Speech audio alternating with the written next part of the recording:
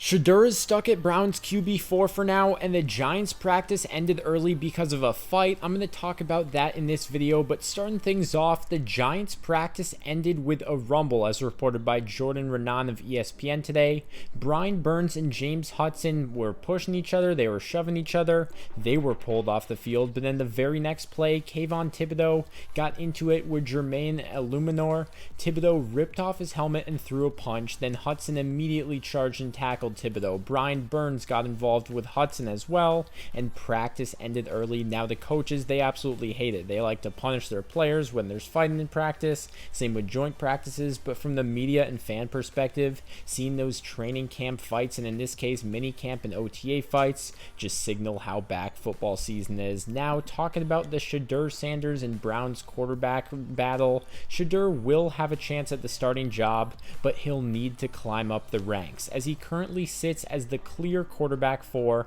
behind Flacco, Pickett, and Gabriel.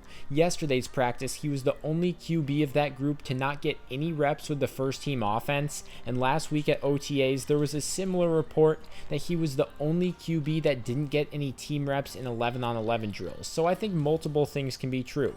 He probably won't jump all 3 quarterbacks ahead of him in order to start week 1 barring any unforeseen injuries, but number 2, he will be on the roster because they drafted him for a reason, and one of Pickett or Flacco as veterans could be on the move because you're not going to keep 4 quarterbacks. So you'd assume he's a top 3 QB on the depth chart come week 1. They will keep the guys they just drafted this year, and early Dillon Gabriel will naturally have the edge due to where the Browns drafted him in the 3rd round ahead of Shedeur in the 5th. There's tons of time in training camp to rise up the ranks. He definitely can be the Browns starter at some point this season, but for right now, he's the clear QB4.